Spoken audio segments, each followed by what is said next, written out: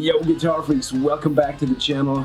I'm excited because today we are going to rock out and test my bucket list amp, the classic, the legend JCM 800 2203. It's a reissue model from year 2012, so we still have the good old UK transformers. Those are the two guitars that we are going to be using. So we have a Super Strat with humbuckers for the heavier tones, and we have a classic Fender Strat from the custom shop, and we are going straight into the Marshall, and we're gonna see what kind of tones we can get. I haven't really rocked out with the amp so far, just did some cleaner tones, so I'm excited today to really dig in and give you guys the goods. Let's go. Here are the guitars for the day. Fender 60s custom shop Strat for the cleaner tones, and the Friedman NoHo 24 for the heavier tones, two high output humbuckers, and the classic Strat. And we're going into the Marshall JCM 800 2203, the legend. So I will start out with all of the controls pretty much at noon, and then we will see how much gain and how much EQ we need. Then the pedal board. As a boost, I use the ST1 or the KLON by Reissue. Not both at the same time, but those are my pedals of choice. And of course, in the effects loop, I'm using the Boss Space Echo to taste the wet tones. And of course, the Marshall amp has to go into a Marshall cab. It's a 1960 AX loaded with greenbacks, and it's a cab from 1993, so it's an older batch. And I'm using a ribbon microphone and a dynamic microphone on the bottom, and those will be blended to taste. So the JCM 800 2203 is one of the most legendary rock amps ever. So this thing delivers a reference tone, and that's why many studios have that amp, or maybe an older model from the 80s, maybe an old JMP, maybe a newer model, or maybe the small model, the SC20 or studio version with the 20 watt. Doesn't matter, they all share the same preamp circuit, and that's really where the magic of the tone lays. Of course, also if you have the 100 watt version, you get lots of punch, and you really get that punch in your chest kind of feel when you're standing in the room with the amp and the cab. And that is something that a smaller wattage cannot deliver as well, but still they have all the same characteristic in the tone that is so legendary. And why is it legendary? It is because you have this transparent tone that cuts through, and it's not a very gainy sound, but it's so present that basically when you have the amp set up everything at noon, you have a ripping rock tone. If you boost it with a boost pedal, it's gonna sit in the mix. You basically can't go wrong.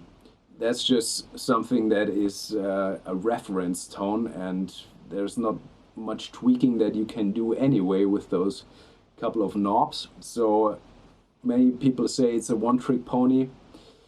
You can do some other stuff with it as well, especially if you have an effects loop. Then you can also EQ in the effects loop, and you can manipulate the tone a little bit further, but it's basically a one-trick pony rock amp with a bit of other tricks that you can also do to have maybe a bit of a creamier tone, but yeah, it's a passive EQ, so you cannot really change this legendary rock tone too much, so you can't go wrong too much, but you can also not expect it to be like a high gain, super creamy, modern rock amp. That's not what you're getting. You're getting a quite difficult to play and challenging rock amp with lots of headroom that is always going to cut through the mix. That's basically the promise of the amp. So this particular model is a 2012 model, so as I already mentioned, still the UK transformers. I heard that tonally there should not be much of a difference between the newest models and the older models. Of course, the older models, they are more sought after because quality was just a bit more, I guess, on the top priority back in the day. And I also feel that the quality has decreased over the years a little bit because just the components are not so easy to source probably, or the material for the components. You have shortages all around the world, and I guess it's pretty much escalated with the COVID pandemic, where builders couldn't source the specific parts anymore, and then they would have to go to other suppliers where it's a similar product but it's not the same. And tonally, I'm not on the side that you can hear if it's a specific capacitor. Absolutely not. I think you can feel it when the capacitor lasts for 10 years and not for 2 years. That's my personal preference, is to have quality components. I'm not really in the cork sniffer department where I say, the older models, they sound so much better. I think in an A/B test, it's very hard to judge, especially if you have different biasing of the tubes. Most of the time you have different tubes in there when you compare it, and also the aging of the components, like the electrolyte capacitors, they just age. And as I said, for me personally, I like to have the quality components where I know that they last long, but I'm not sure whether the newer models sound particularly worse. Why? Because I also use this amp. I did an in-depth review of the studio version, the 20-watt version, which is also a little beast. And this is, of course, a newer model. I think from 2021 is when I bought it.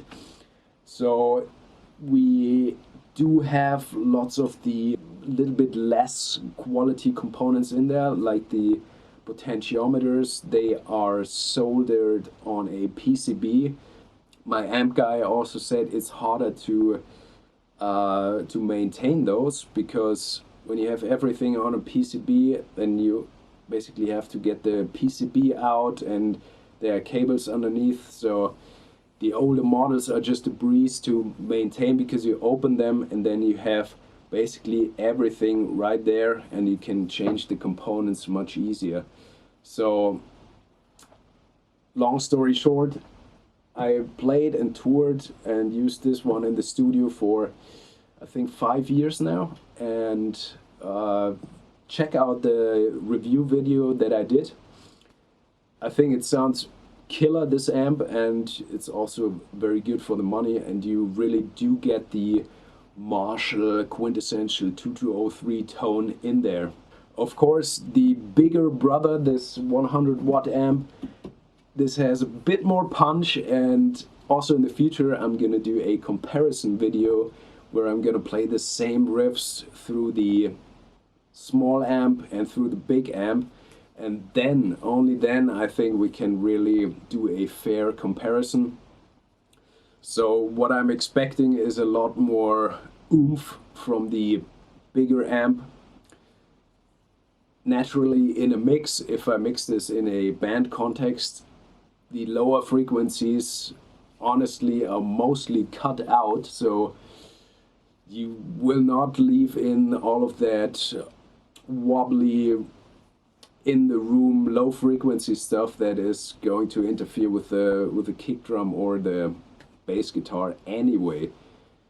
In our case today, we can really leave this untouched and really get all that oomph and enjoy it, and we can really hone in on what this huge Marshall beast of an amp can deliver today. So a few specs about this amp.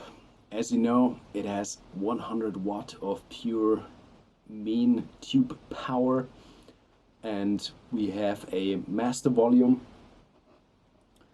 and we have a preamp volume, and the other 4 controls are just EQ. So we have presence, bass, middle, and treble, and that's all you got. So you can play around quite a bit if you play with the preamp volume. However, the master is also a little bit tricky, because if you don't really get it above 4, I would say, then it really sounds brittle. It will be a little bit, yeah, anemic and thin. However, if you go to noon and above noon, then the amp really becomes like a muscular beast. Before, it's like a little shrimp, and then it really blossoms into a beast of an amp. So that is the starting point for today. Everything is at noon. And what's interesting is the preamp gain, because if you roll the preamp gain down, you can get a very, very clean amp. And when you roll the preamp gain up, then it becomes more and more aggressive. I think above around 8, the gain becomes a little bit mushy.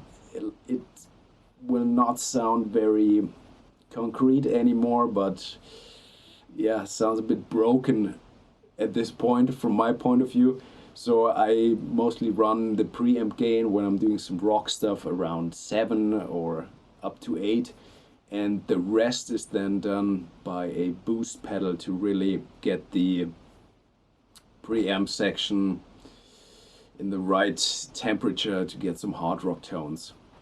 There is also a low sensitivity input, so we have 2 vertical inputs, high sensitivity and low sensitivity. But I never use the low sensitivity input. It sounds, well, it gets really clean and not really what I'm looking for when I plug into a Marshall amp. But as you can see, there are also other options to use this amp. I think a person who buys a JCM 800 might be more inclined to really rock out with the amp. However, the cleans are also very sparkly, and you get these very, very nice Marshall-y overtones without getting too distorted. You can also achieve that by rolling the preamp gain down quite a lot, and then you get all of the punch and the transients without the gain.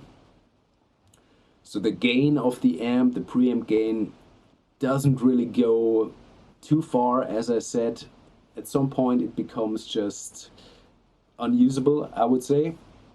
But before, there's just this sweet spot where it's super tight and aggressive and it just punches through.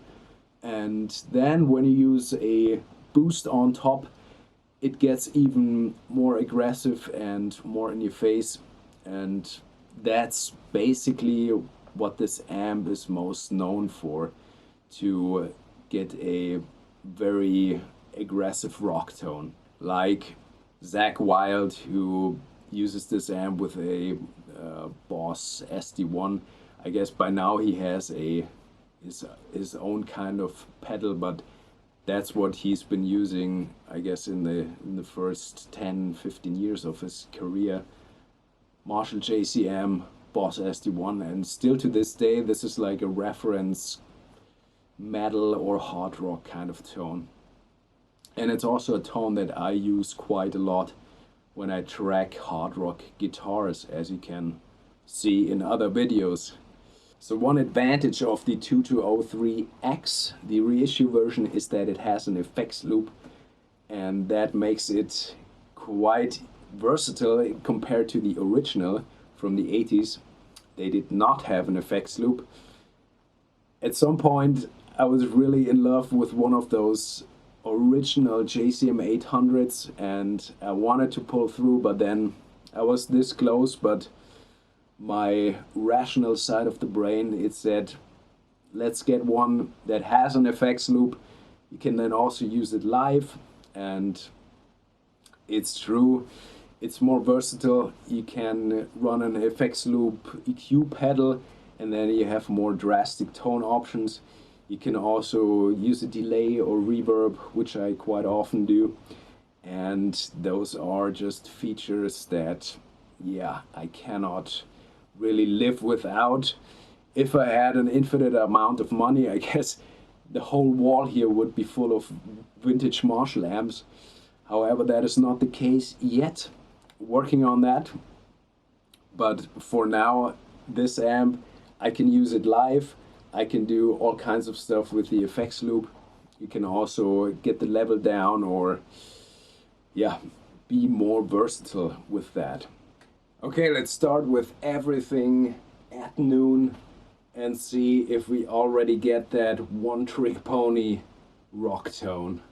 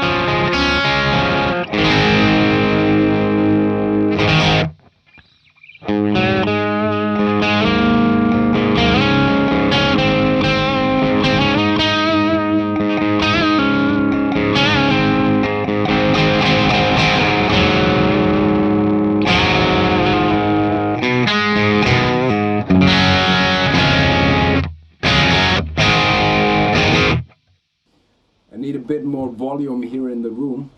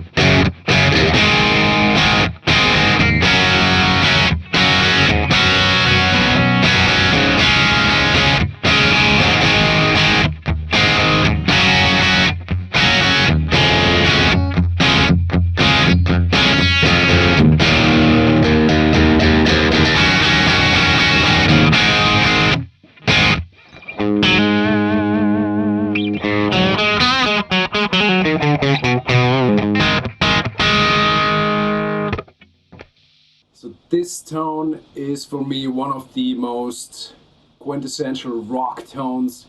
So it's very AC/DC-ish, so that's basically all of my childhood coming straight out of the cab, and I really love that tone. It's very punchy, it's not easy to play, and I would rather use it for some rhythm stuff that really punches you in the chest. For lead tones, that is quite challenging to play. I would rather use a bit more gain and maybe even a boost. So let's see how the tone changes once I use a bit more preamp gain now.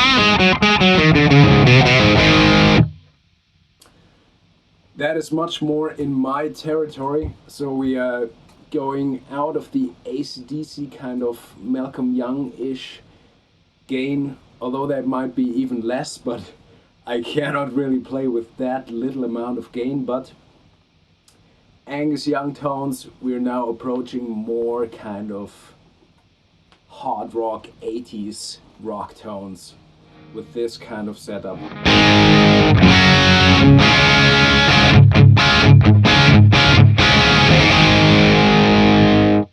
And also there was added a lot of low end, so the whole sound becomes much more muscular and thicker.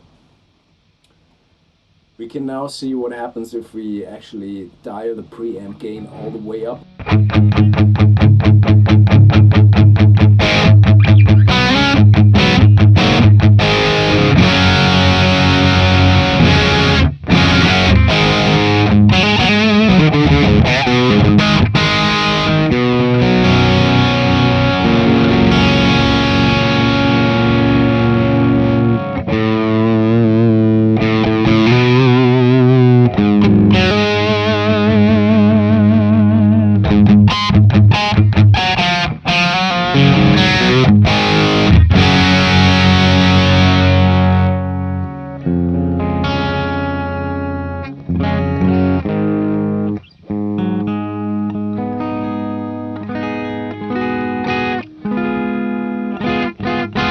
So you can see the preamp gain is now dimed, but still we can clean it up very nicely with the volume knob.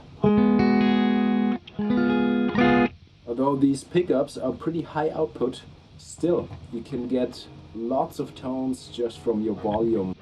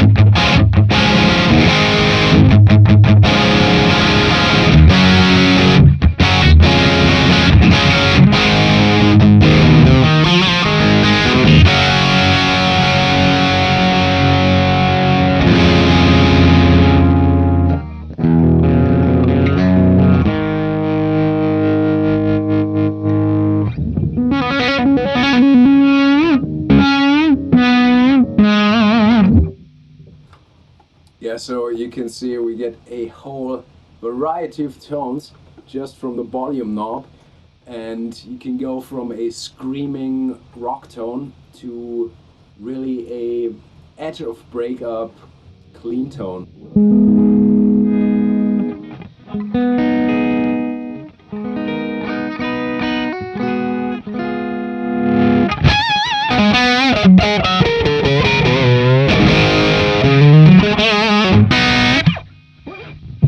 Okay, so that is pretty much the maximum amount of gain that we can get. We can also get the master volume up a little bit more, but first let's get the preamp gain down a little bit because it's just a tad too mushy.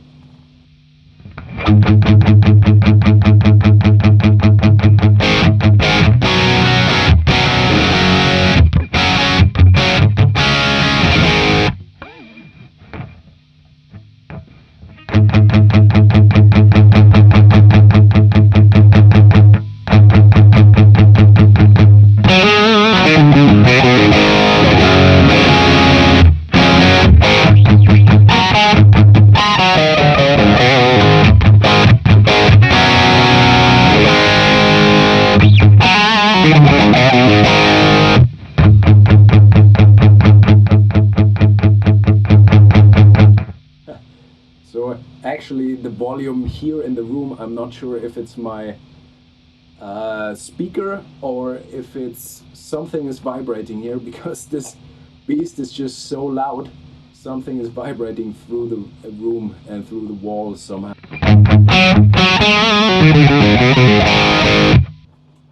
So master volume at 6 appears to be quite the good compromise here in my recording situation.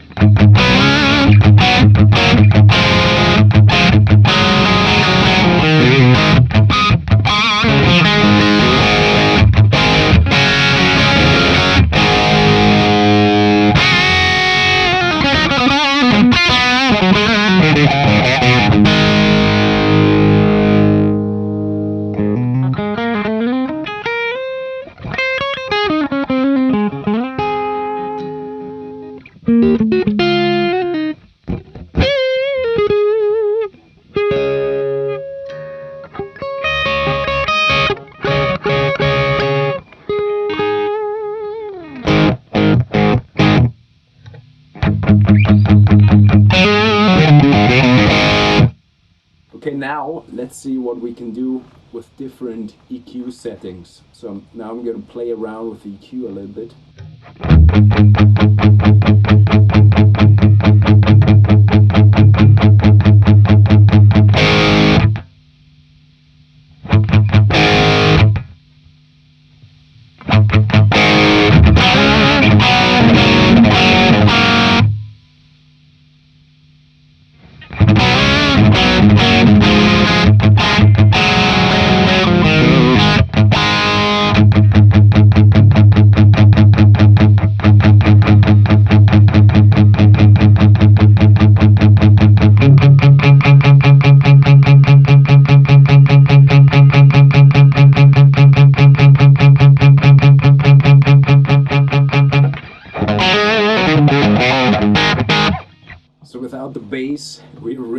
losing that fundament around the balls of the tone.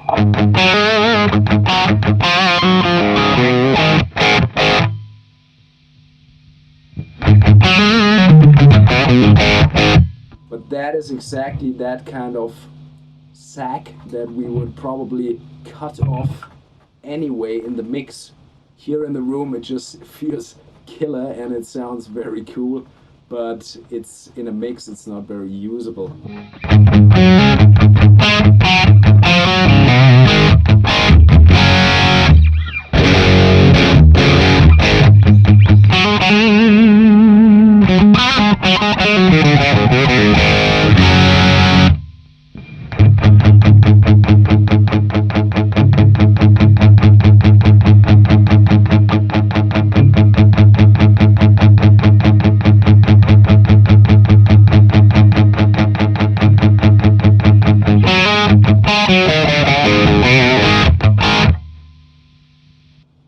Okay, the middle, very important.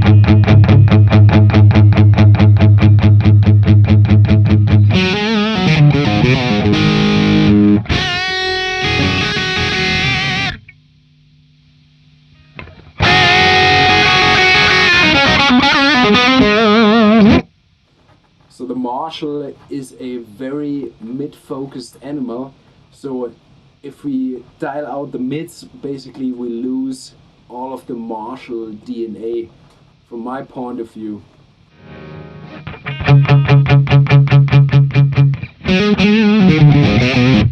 So we're getting a scooped sound, and that is really not what I would use a Marshall for, to be honest.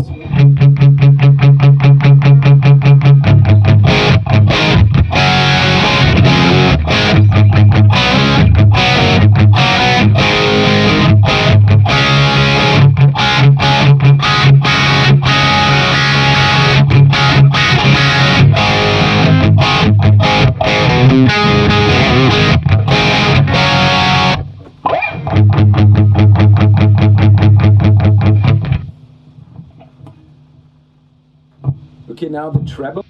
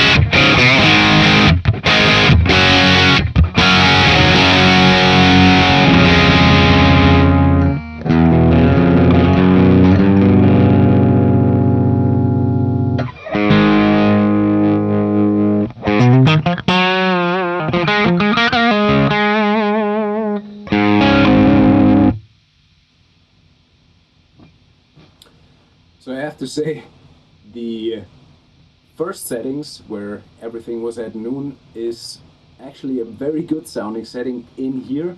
I'll have to check with the recordings later on, but in here everything at noon sounds great. I would just put in a little bit more gain from the preamp section, but the EQ just sounds killer as it is here in the room.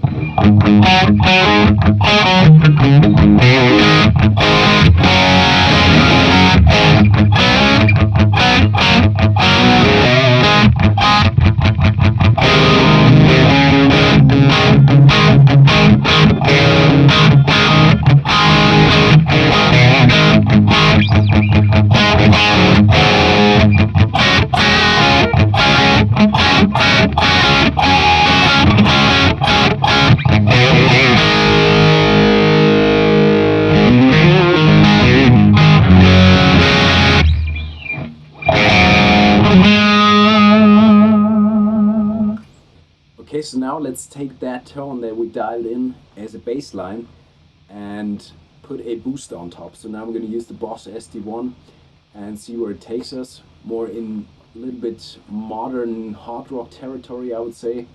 And let's see.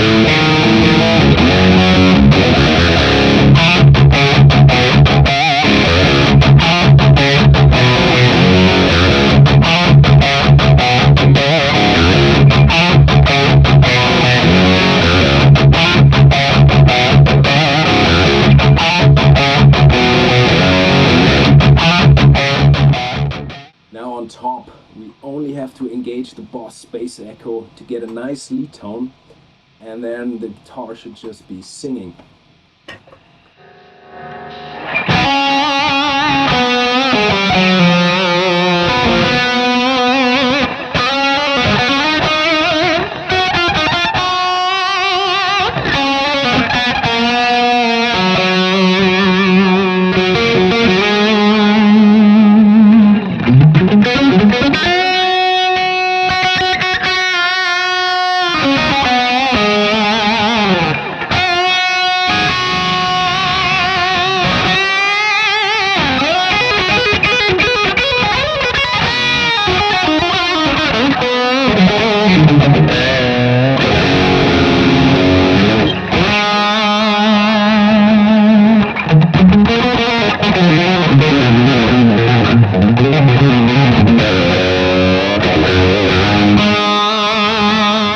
So now we're back with the 60s Custom Shop Strat, and we will start with the same settings as before. Everything is at noon, and we will see where it takes us. This guitar has way less output, so the preamp stage is just gonna give us a fraction of the gain and the sustain and the compression, but we should get more spanky tones and more inspiring clean tone. Let's see where it takes us.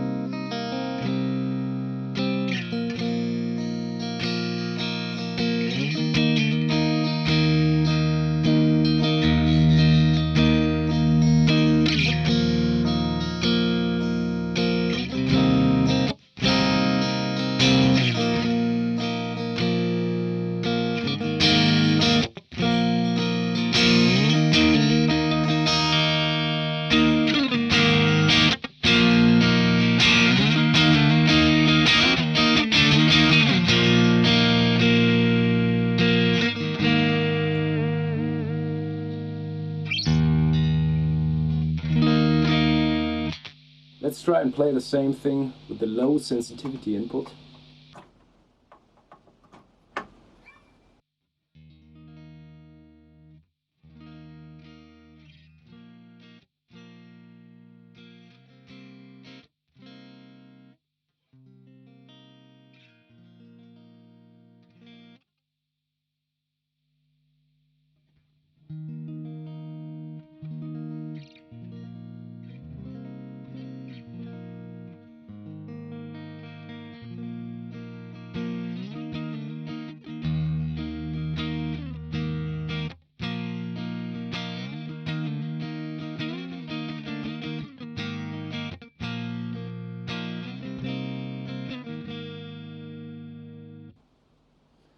So I just increased the gain to get something from the low sensitivity input.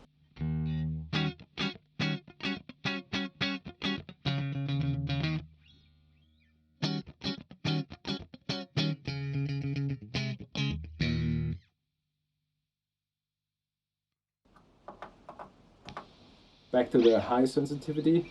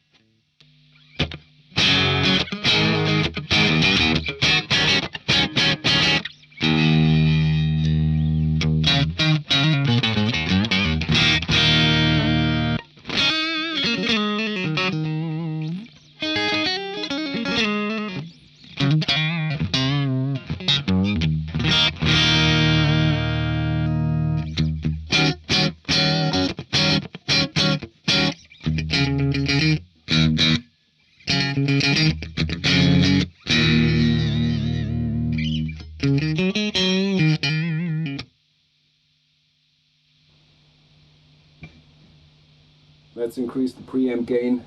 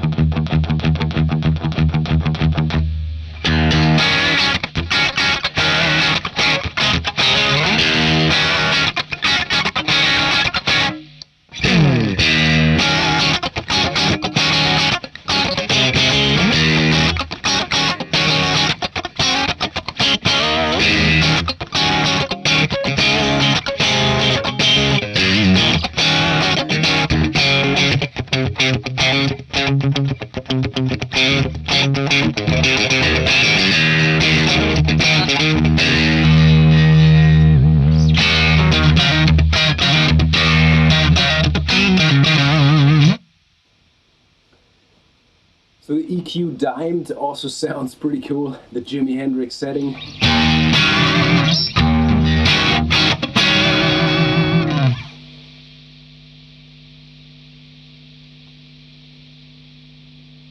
That's very in your face. I think I prefer the middle ground.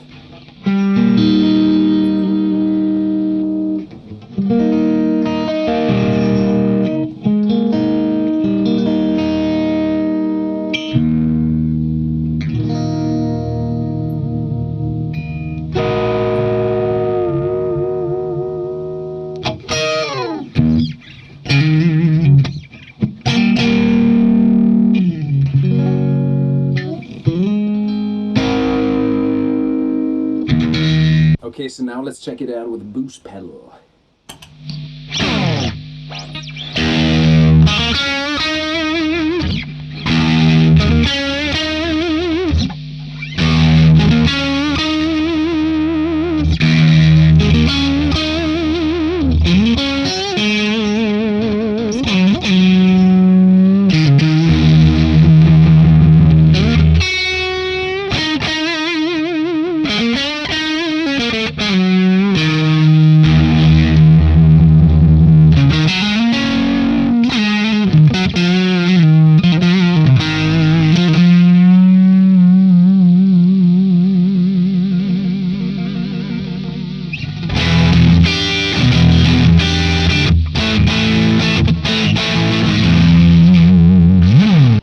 Now in the effects loop, the space echo.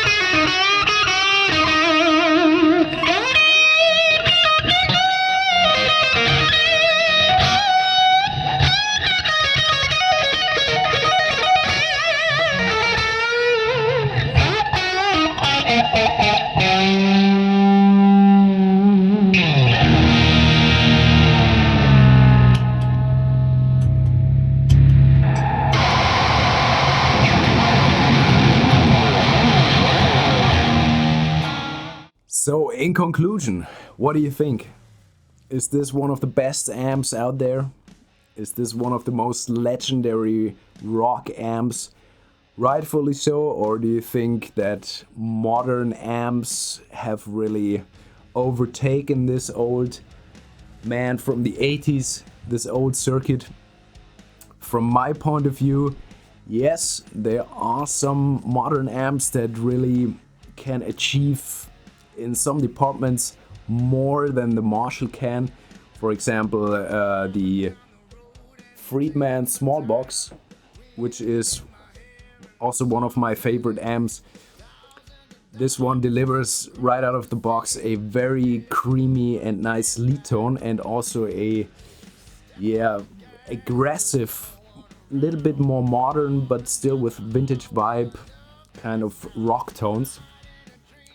But it does not have that Marshall punch, and it also does not have this really final clarity that the JCM 800 has.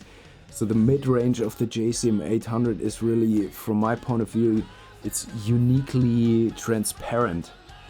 I know that transparent is a kind of bad word to use because can't really say what that means, but if you strum a chord, then you get some sort of frequency spectrum that is very clear to my ears, and also the overtones are very clear.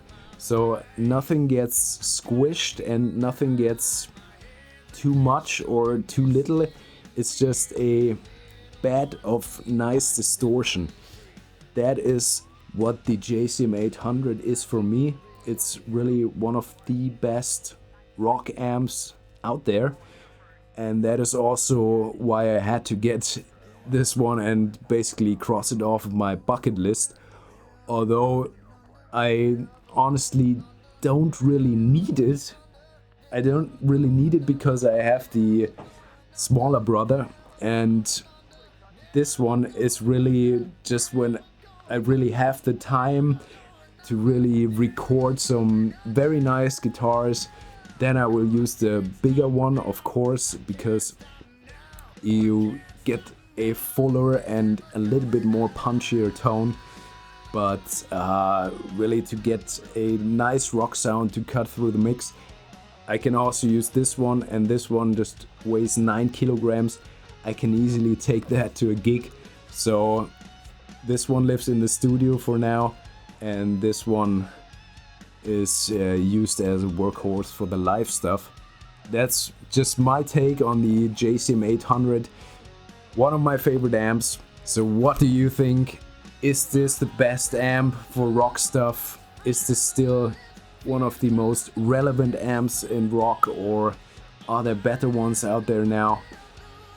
Write me a comment and we'll take it from there. I will see you on the next video. Thanks for watching, and rock and roll.